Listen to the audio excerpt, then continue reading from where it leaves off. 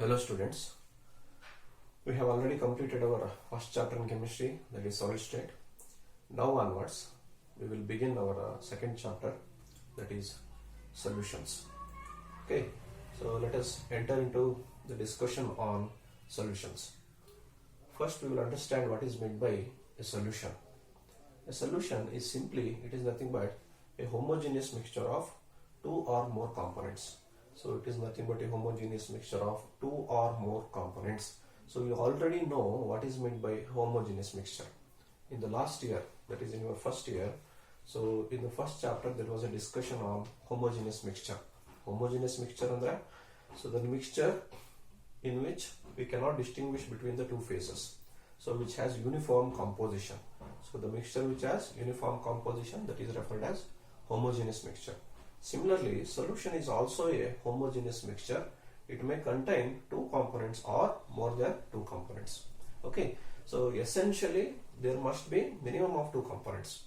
So one of the component is called as solvent and the second component is called as solute. Usually there will be only one solvent for a solution. ಯಾವಾಗಲೂ ಒಂದು ಸೊಲ್ಯೂಷನ್ಗೆ ಒಂದೇ ಒಂದು solvent ಇರ್ತದೆ. Salute ಒಂದಿರಬಹುದು ಅಥವಾ ಒಂದಕ್ಕಿಂತ ಹೆಚ್ಚಿರಬಹುದು. Okay, so the mixture of solvent and solute is called as solution. Usually solvent will be only one component behaves as solvent. One or more than one components they act as solutes.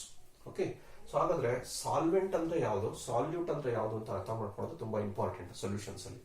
So usually solvent is that component which is present in larger proportion. So this is the component which is present in larger proportion.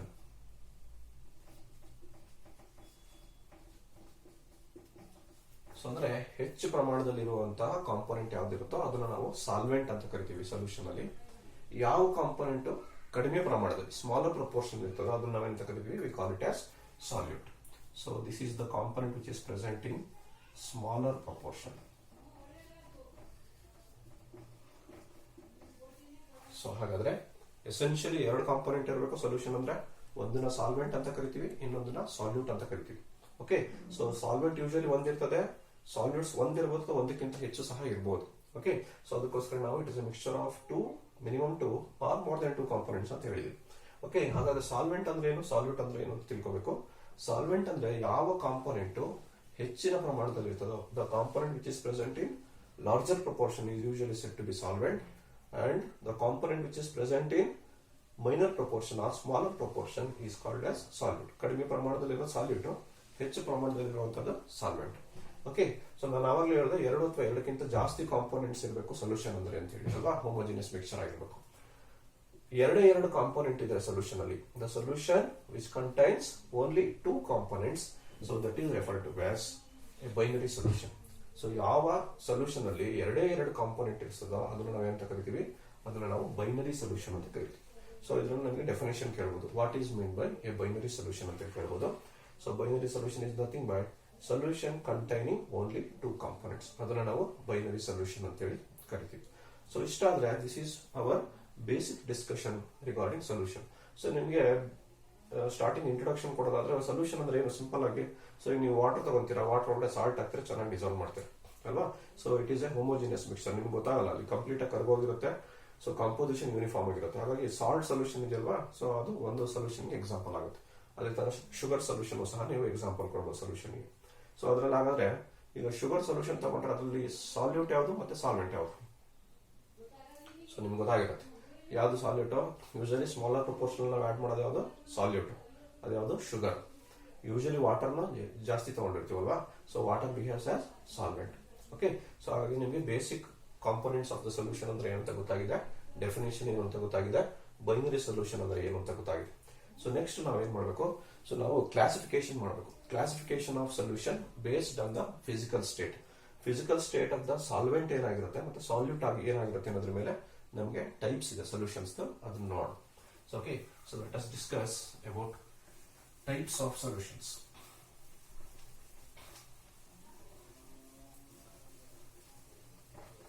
So next discussion is regarding types of solutions.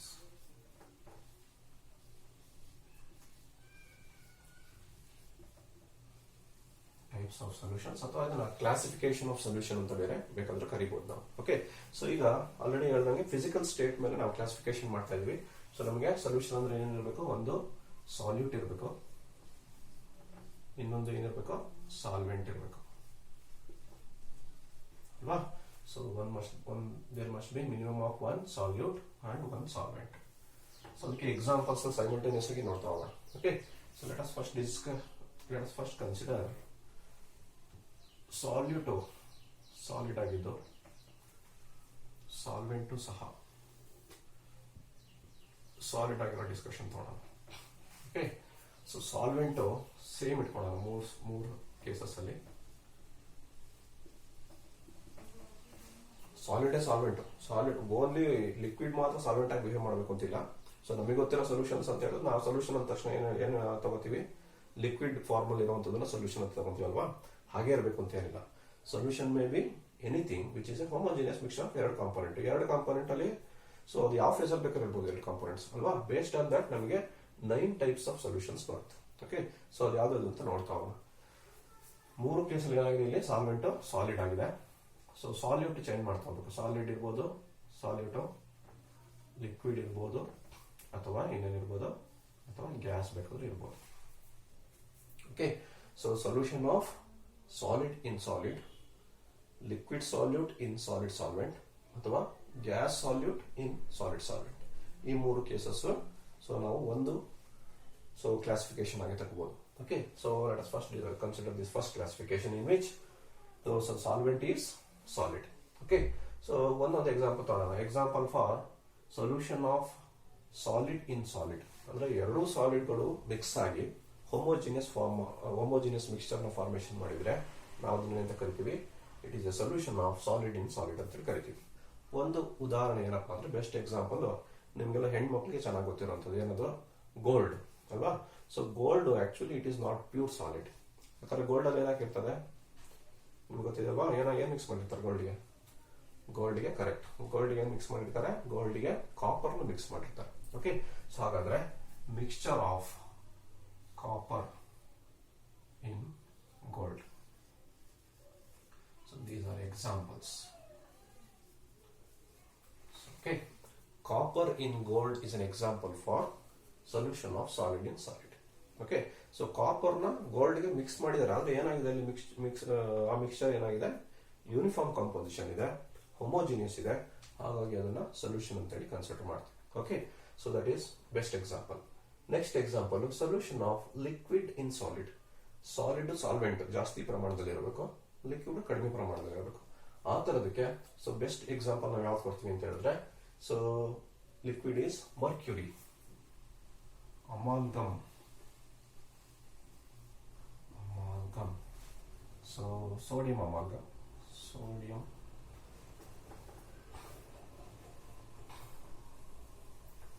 Example ನಾವೇನು ತಗೊಳ್ಳೋಣ, sodium amalgam ತಗೊಳ್ಳೋಣ.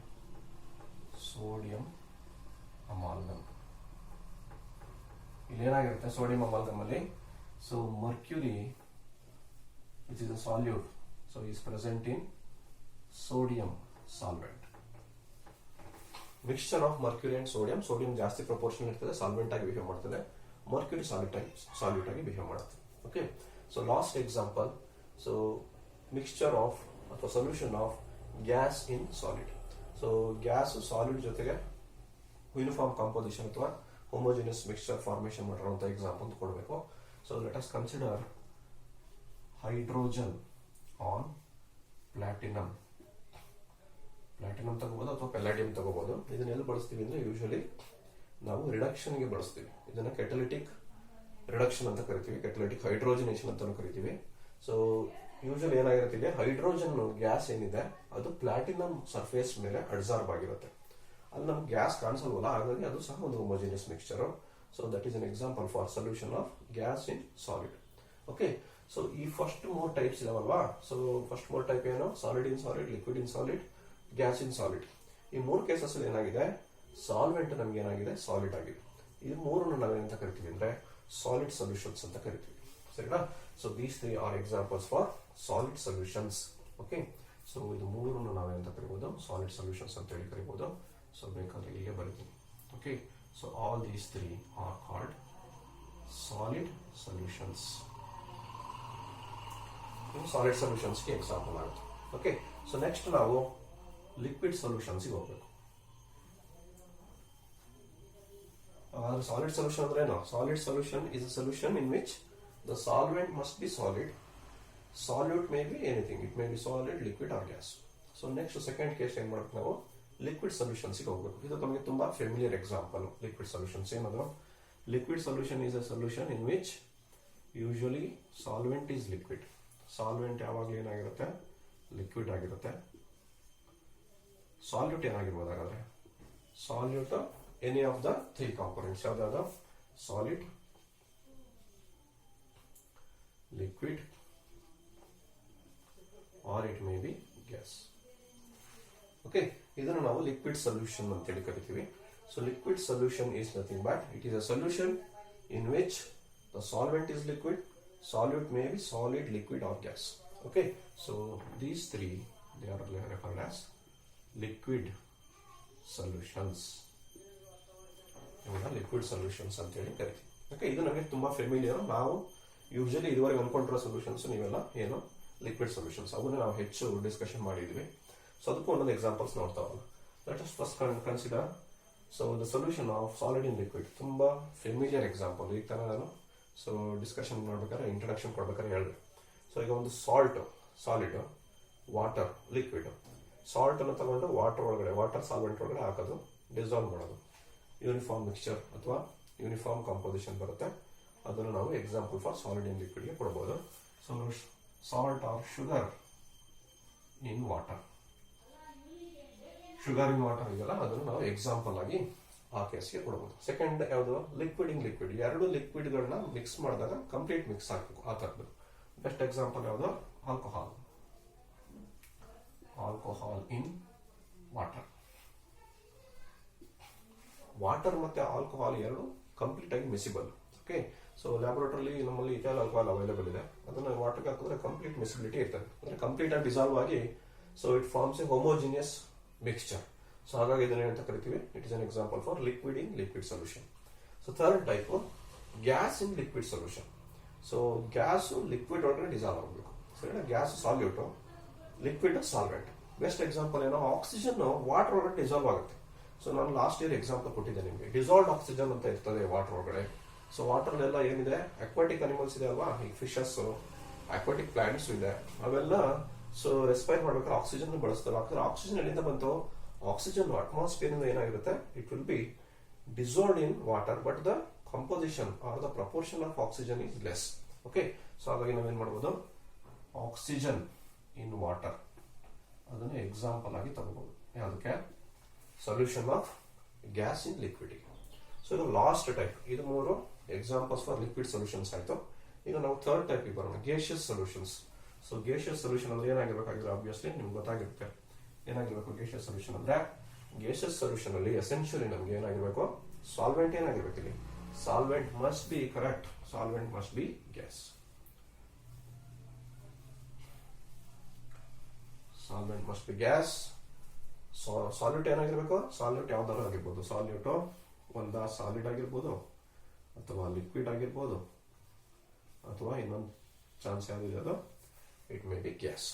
So ಇವನ್ನ solutions of solid in gas, liquid in gas or mixture of gases, it is referred as gaseous solutions.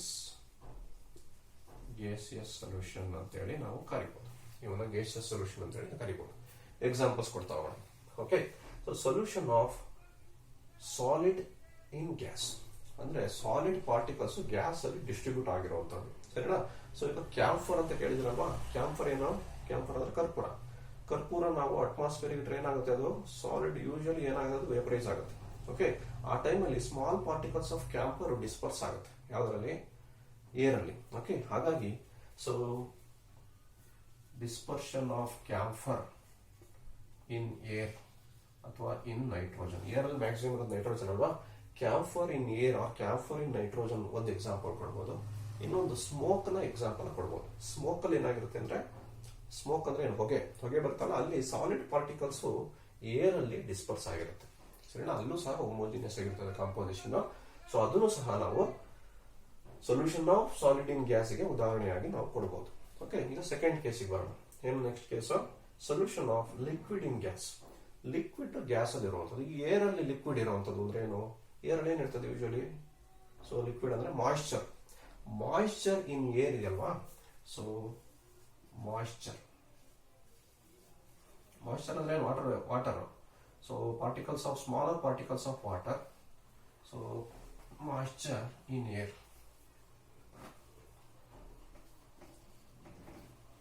So moisture in air forms a homogeneous mixture of liquid in gas.